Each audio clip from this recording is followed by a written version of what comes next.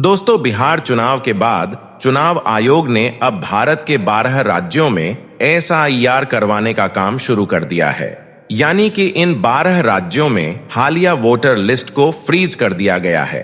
अब नई voter list 7 फरवरी 2026 को जारी की जाएगी। 7 फरवरी 2026 को जो नई वोटर लिस्ट जारी होगी, उसमें अगर आप अपना नाम देखना चाहते हो तो इसके लिए पहले आपको अपनी नागरिकता साबित करनी होगी। बस इसी बात को देखते हुए आज भारत के सारे मुसलमान डर रहे हैं और परेशान हो रहे हैं और सोच रहे हैं कि अब वह अपनी नागरिकता को कैसे साबित करेंगे और उन्हें नई वोटर लिस्ट में अपना नाम शामिल करवाने के लिए कौन कौन से दस्तावेज देने होंगे।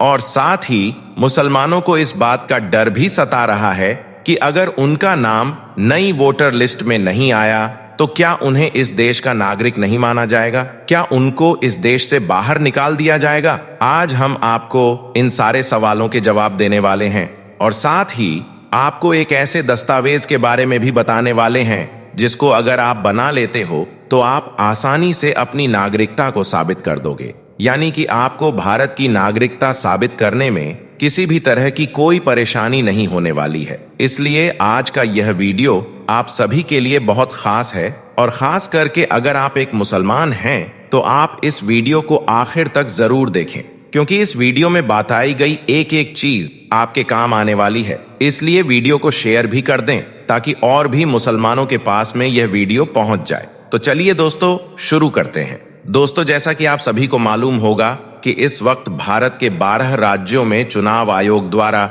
एसआईआर करवाया जा रहा है। चुनाव आयोग का कहना है कि यह एसआईआर इसलिए करवाया जा रहा है ताकि इसके जरिए से वोटर्स को साफ सुथरा बनाया जा सके। इसके साथ ही चुनाव आयोग का यह भी कहना है कि इस वोटर लिस्ट में बहुत सारे नाम ऐसे भी जुड़े हुए हैं जो इस दुनिया से जा चुके हैं और बहुत सारे नाम ऐसे भी हैं जो वोटर लिस्ट में 2 जगहों पर भी जुड़े हुए हैं। एक जगह गांव में और एक जगह शहर में जुड़े हुए हैं। इसके अलावा बहुत सारे लोग ऐसे भी हैं जो गलत तरीके से भारत में घुस आए हैं। यानी कि बहुत सारी घुसपैठिए भी ऐसे हैं जिनके नाम भी वोटर लिस्ट में जुड़ चुके हैं। अब इन तमाम नामों को सही करने के लिए और वोटर लिस्ट को सही करने के लिए यह एसआईआर करवाया जा रहा है ताकि जो देश का असली नागरिक है सिर्फ उसका ही नाम वोटर लिस्ट में आए और सिर्फ उसको वोट देने का अधिकार हो सके। बस इसी बात को देखते हुए अब मुसलमानों को इस बात का डर सता रहा है कि नई वोटर लिस्ट में अपना नाम शामिल करवाने के लिए हमें कौन कौन से दस्तावेज देने पड़ेंगे। और साथ ही इस बात का भी डर सता रहा है कि अगर हमारा नाम वोटर लिस्ट में नहीं आया तो क्या फिर हमें इस देश का नागरिक नहीं माना जाएगा या फिर हमें इस देश से बाहर निकाल दिया जाएगा। यह तमाम सवाल इस वक्त मुसलमानों के दिलों में उठ रहे हैं। दोस्तों, इसे लेकर सबसे पहले तो हम आपको यह बता दें कि अगर आपके माँ बाप का नाम या फिर आपके घर के किसी भी सदस्य का नाम 2003 की वोटर लिस्ट में शामिल था तो फिर आपको डरने और घबराने की बिल्कुल भी जरूरत नहीं है। दरअसल आखिरी बार जो एसआईआर करवाया गया था वह 2003 से लेकर 2004 के बीच में हुआ था। तब से लेकर अब तक हमारे देश भारत में एसआईआर नहीं हुआ है। तो अब जिन लोगों का नाम 2003 की वोटर लिस्ट में शामिल था तो उनको घबराने की बिल्कुल भी जरूरत नहीं है। उनको इस देश का पक्का नागरिक माना जाएगा। यानी कि ऐसे लोगों को किसी भी तरह के कोई दस्तावेज दिखाने की जरूरत नहीं होगी। दोस्तों, अब बात आती है कि जिन लोगों का जन्म 1 जुलाई 1987 से 2004 के बीच में हुआ है, ऐसे लोगों को कौन कौन से दस्तावेज देने होंगे। तो इस हवाले से हम आपको बता दें कि अगर आपके माता पिता में से कोई एक भी भारत का नागरिक है तो आपको अपनी नागरिकता साबित करने के लिए उनके कौन कौन से दस्तावेज देने होंगे। तो याद रखें, इसके लिए आप उनका वोटर आईडी कार्ड या फिर उनके पासपोर्ट को भी यहाँ पर लगा सकते हो। अगर उनके पास में जन्म प्रमाण पत्र है तो आप यहाँ पर उसको भी लगा सकते हो। अब आप सोच रहे होंगे कि इसके साथ में हमें अपने कौन कौन से दस्तावेज लगाने होंगे। तो इसके लिए याद रखें कि अगर आपने स्कूल में पढ़ाई की है तो आप अपनी मार्कशीट को लगा सकते हो। अगर आपके पास में जन्म प्रमाण पत्र है तो आप उसे भी लगा सकते हो या फिर इन 11 दस्तावेजों में से किसी एक को भी लगा सकते हो। इससे भी आपकी नागरिकता साबित हो जाएगी। मतलब कि आप अपने आधार कार्ड को छोड़कर, पैन कार्ड और राशन कार्ड को छोड़कर, आप अपने पुराने वोटर कार्ड को छोड़कर आप अपने किसी भी दस्तावेज को लगा सकते हो, इससे आपकी नागरिकता साबित हो जाएगी। यानी कि अगर आप इनमें 11 से किसी एक भी दस्तावेज को बनाकर रख लेते हो तो फिर आपको किसी भी तरह की कोई परेशानी नहीं होने वाली है और ना ही आपको फिर कोई अधिकारी परेशान करने वाला है।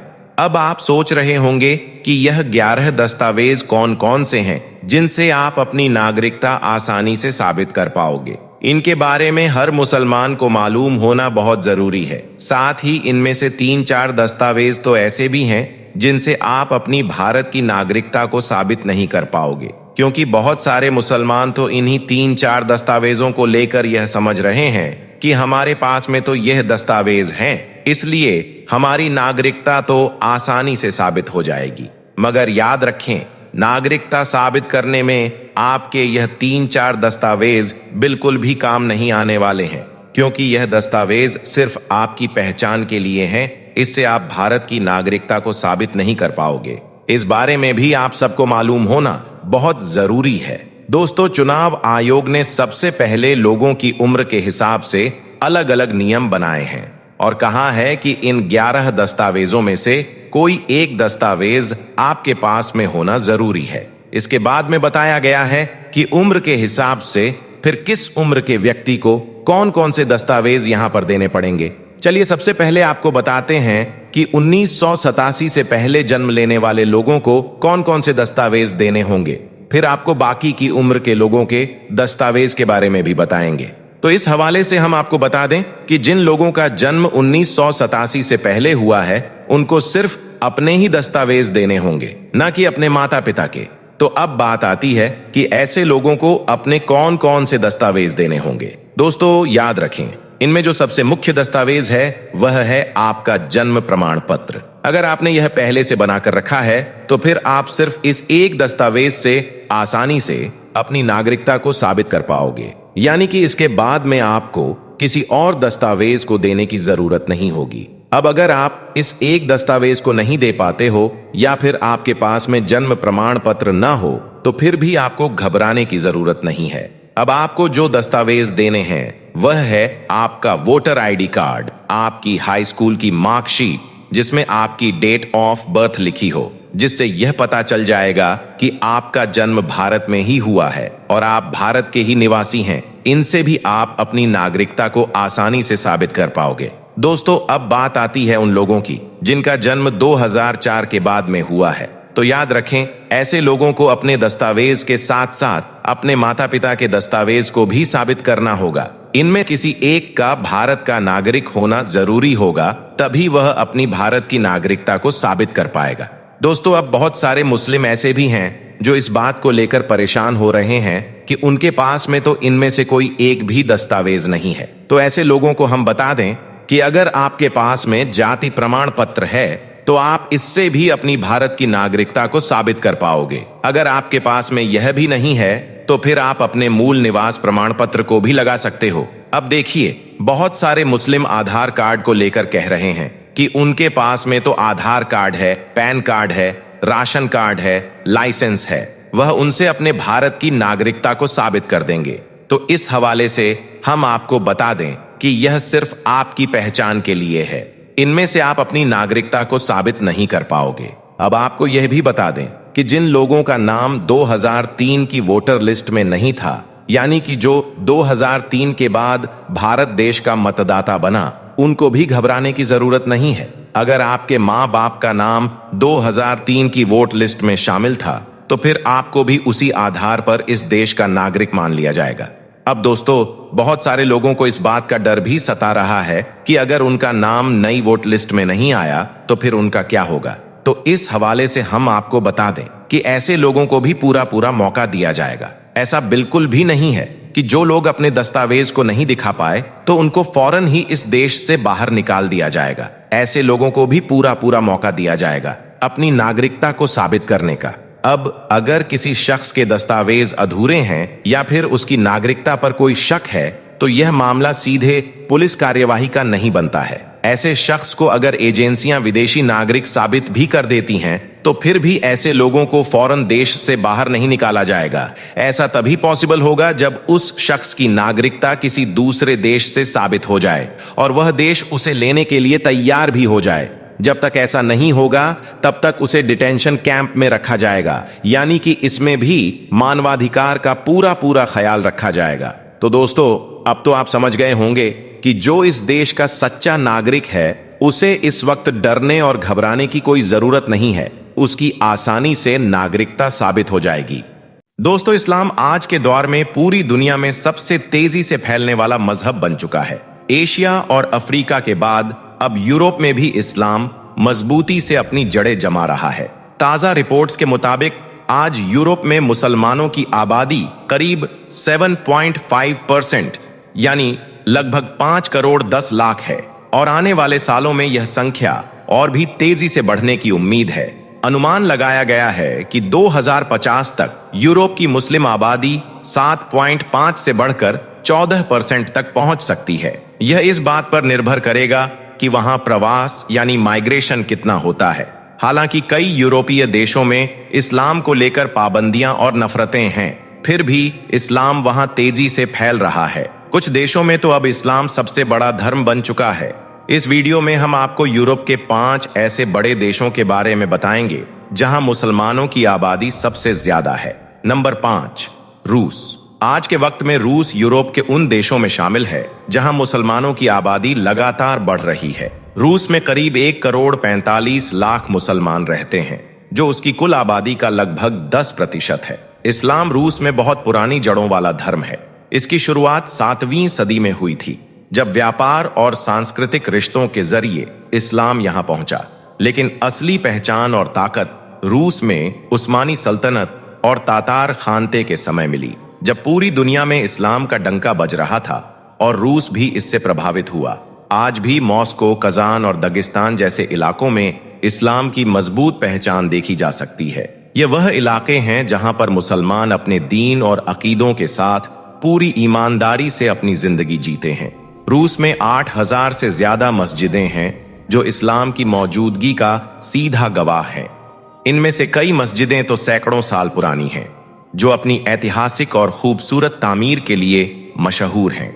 मॉस्को की कैथेड्रल मस्जिद और कजान की कुल शरीफ मस्जिद को देखिए। यह मस्जिदें रूस के मुस्लिम समाज की महानता और ऐतिहासिक महत्व को दर्शाती हैं। मुसलमानों की तादाद रूस में लगातार बढ़ती जा रही है, खासकर उन इलाकों में जैसे काकेस, तातारस्तान और बशकोर्तोस्तान, जहां इस्लाम गहराई से फैला हुआ है। यह इलाके इस्लामी तहजीब की असली पहचान है, जहां हर नुक्कड़ और गली में अल्लाह का नाम और अजान की आवाज सुनाई देती है। और सबसे बड़ी बात, रूस में हर साल हजारों लोग इस्लाम से मुतासिर होकर इस्लाम को अपना रहे हैं। यह दिखाता है कि इस्लाम की रोशनी अब भी दुनिया के हर कोने में फैल रही है। Number 4, north Macedonia. यूरोप का एक और मुस्लिम बहुल और खूबसूरत देश है नॉर्थ मैसिडोनिया, जो अपनी बेमिसाल खूबसूरती, तरक्की और पुराने इतिहास के लिए मशहूर है। ये यूरोप के उन गिने चुने देशों में से है जहां इस्लाम ने गहरी जड़ें जमा ली हैं। यहाँ की कुल आबादी करीब 20 लाख है, जिनमें से 6.6 लाख से ज्यादा लोग मुसलमान हैं। यानी देश की कुल आबादी का लगभग 32.2% हिस्सा इस्लाम को मानता है। इस्लाम यहाँ उस्मानी सल्तनत के द्वार में पहुंचा और धीरे धीरे एक मजबूत मजहब बनता गया। तुर्की हुकूमत के दौरान बड़ी संख्या में लोगों ने इस्लाम को अपनाया, जिससे यहाँ मुसलमानों की आबादी तेजी से बढ़ी। आज भी नॉर्थ मैसिडोनिया के शहरों और गांवों में इस्लाम की गहरी छाप देखी जा सकती है, जहां हर जगह अल्लाह की तौहीद और रूहानियता की पहचान नजर आती है। इस छोटे मगर खूबसूरत देश में लगभग 800 मस्जिदें हैं, जो इसकी इस्लामी विरासत और धार्मिक महत्व को बयान करती हैं। इनमें से कई मस्जिदें सैकड़ों साल पुरानी हैं और तुर्की वास्तुकला की बेहतरीन मिसाल पेश करती है। मुसलमान यहाँ पूरी आजादी के साथ अपने मजहबी रिवाज अदा करते हैं और इस्लाम हर गुजरते साल के साथ और भी मजबूती से फैलता जा रहा है। नॉर्थ मैसिडोनिया में इस्लाम सिर्फ एक मजहब नहीं है, बल्कि यह यहाँ की संस्कृति, समाज और विरासत का अहम हिस्सा बन चुका है। यही वजह है कि आज भी यहाँ हर तीसरा शख्स मुसलमान है और आने वाले सालों में इस तादाद में और इजाफा होने की पूरी उम्मीद है। इस्लाम का असर यहाँ की जिंदगी के हर पहलू में दिखाई देता है और यह देश इस्लामी सभ्यता का एक अहम केंद्र बनता जा रहा है। नंबर 3, बोस्निया और हर्जेगोविना। यह यूरोप का एक ऐसा मुल्क है जहां इस्लाम का प्रभाव सबसे ज्यादा है। बोस्निया और हर्जेगोविना ये छोटा सा देश आज यूरोप में अपनी इस्लामी आबादी और ऐतिहासिक महत्व के लिए जाना जाता है। इस मुल्क की कुल आबादी लगभग 32 लाख है, जिनमें से 17,65,000 लोग मुसलमान हैं। यानी यहाँ की लगभग 51% आबादी इस्लाम को मानती है। इस्लाम यहाँ 15वीं और 16वीं सदी में उस वक्त पहुंचा जब तुर्क सल्तनत ने इस इलाके पर कब्जा किया। इस समय के बाद बड़ी संख्या में लोगों ने इस्लाम अपनाया और धीरे धीरे यह मुल्क एक अहम इस्लामी केंद्र बन गया। यही वजह है कि आज भी यहाँ मुसलमानों की तादाद सबसे ज्यादा है और इस्लाम के बिना इस देश की पहचान अधूरी होगी। बोस्निया सिर्फ अपनी इस्लामी आबादी के लिए ही नहीं बल्कि अपनी खूबसूरती और ऐतिहासिक विरासत के लिए भी मशहूर है। यहाँ की पुरानी मस्जिदें और इस्लामी तर्ज पर बनी इमारतें यूरोप में इस्लामी तहजीब की शानदार मिसाल पेश करती है। अजान की आवाज हर गली हर मोहल्ले में गूंजती है, जो इसे यूरोप में एक महत्वपूर्ण इस्लामी केंद्र बना देती है। आज पूरी बोस्निया में करीब 1925 मस्जिदें हैं, जिनमें से कई सैकड़ों साल पुरानी हैं और अपनी तुर्की वास्तुकला के लिए प्रसिद्ध हैं। बोस्निया में कभी धार्मिक संघर्ष भी हुए, लेकिन इसके बावजूद यहाँ इस्लाम ने अपनी पहचान बनाए रखी है और इस्लामिक मूल्यों का सम्मान किया जाता है। यही वजह है कि हर साल यहाँ मुसलमानों की आबादी में इजाफा हो रहा है। बोस्निया आज यूरोप में इस्लाम की एक मजबूत पहचान बन चुका है और आने वाले समय में यहाँ इस्लामी तहजीब के और भी विस्तार की उम्मीद है। Number 2, Albania. यूरोप का मुस्लिम देश अल्बानिया यूरोप के उन गिने चुने मुल्कों में से एक है जहां इस्लाम सबसे ज्यादा फैला हुआ है। यहाँ की कुल आबादी करीब 28 लाख है और उनमें से लगभग 16,45,000 लोग मुसलमान हैं। यानी करीब 59% आबादी इस्लाम को मानती है। इस्लाम यहाँ 17वीं और 18वीं सदी में पहुंचा, जब उस्मानी सल्तनत का इस इलाके पर राज था। उसी दौर में बड़ी तादाद में लोगों ने इस्लाम कबूल किया और तब से आज तक यह मुल्क मुस्लिम बहुल यूरोपीय देशों की लिस्ट में मजबूती से शामिल है। लेकिन अल्बानिया सिर्फ इस्लामी आबादी की वजह से ही नहीं जाना जाता, बल्कि यह देश अपनी खूबसूरत पहाड़ियों, साफ सुथरे समुद्री किनारों और खुले दिल से स्वागत करने वाले लोगों की वजह से भी मशहूर है। देश का लगभग 70% हिस्सा पहाड़ों से घिरा हुआ है, जिसकी वजह से आबादी थोड़ी सीमित है, मगर इस्लाम यहाँ गहराई से अपनी पहचान बनाए हुए है। आज पूरे अल्बानिया में करीब 850 मस्जिदें हैं, जिनमें से बहुत सी सदियों पुरानी है। इन मस्जिदों में तुर्की दौर की वास्तुकला की झलक साफ नजर आती है। यहाँ के मुसलमान शांति प्रिय, खुश मिजाज और तहजीब से भरे हुए हैं। यहाँ इस्लाम को महज एक मजहब नहीं बल्कि एक मुकम्मल जिंदगी की तहजीब समझा जाता है। अल्बानिया को अक्सर यूरोप में मुस्लिम बहुल पहचान वाला देश कहा जाता है और आने वाले सालों में उम्मीद है कि यहाँ इस्लामी आबादी और भी बढ़ेगी। यानी अल्बानिया यूरोप में इस्लाम की एक जिंदा और रोशन तस्वीर पेश करता है। Number 1, Kosovo. यूरोप का सबसे बड़ा मुस्लिम बहुल देश। यूरोप के दिल में बसा कोसोवो वो मुल्क है जहां इस्लाम सबसे ज्यादा फैला हुआ है। करीब 19,06,400 की कुल आबादी में से 95.6% यानी लगभग 18,55,000 लोग मुसलमान हैं। यही वजह है कि कोसोवो को यूरोप का सबसे बड़ा मुस्लिम बहुल देश कहा जाता है। अगर हम तारीख में झांकें तो इस्लाम यहाँ 14वीं और 15वीं सदी में उस वक्त पहुंचा जब उस्मानी सल्तनत का सिक्का चलता था। उस दौर में बड़ी तादाद में लोगों ने इस्लाम कबूल किया और आज कोसोवो की ज्यादातर मुस्लिम आबादी सुन्नी मसलक को मानने वाली है। कोसोवो की इस्लामी विरासत बेहद मजबूत है। यहाँ करीब 550 मस्जिदें हैं, जिनमें से कई मस्जिदें तुर्की दौर की खूबसूरत इस्लामी तामीरात की मिसाल पेश करती हैं। मगर कोसोवो की पहचान सिर्फ इस्लामी आबादी तक ही सीमित नहीं है। यह देश अपनी खूबसूरत वादियों, ऊंचे पहाड़ों और पुरानी सांस्कृतिक विरासत के लिए भी मशहूर है। यहाँ आपको इस्लामी तहजीब और यूरोपीय संस्कृति का अनोखा मेल देखने को मिलेगा। कोसोवो में इस्लाम सिर्फ एक मजहब नहीं बल्कि लोगों की रोजमर्रा की जिंदगी, उनके रवैये और तहजीब का हिस्सा बन चुका है। यूरोप के जिन मुल्कों में इस्लाम मजबूती से मौजूद है और आबादी तेजी से बढ़ रही है, कोसोवो उनमें सबसे आगे है। यही नहीं, आने वाले वक्त में यह मुस्लिम समाज, तहजीब, मीडिया और यहाँ तक कि सियासत पर भी अपना असर छोड़ सकता है। कोसोवो इस्लाम की रूहानी रोशनी और मजबूत विरासत के साथ यूरोप में एक नई पहचान बन चुका है। दोस्तों, मुझे उम्मीद है कि इस वीडियो से आपकी नॉलेज बड़ी होगी। वीडियो पसंद आई हो तो इसे लाइक और शेयर कीजिए और इसी तरह इंटरेस्टिंग टॉपिक्स पर वीडियो देखने के लिए हमारे चैनल को सब्सक्राइब करके बेल आइकन को प्रेस कर दीजिए। मिलते हैं अगली वीडियो में, तब तक के लिए अपना और अपनों का ख्याल रखिए।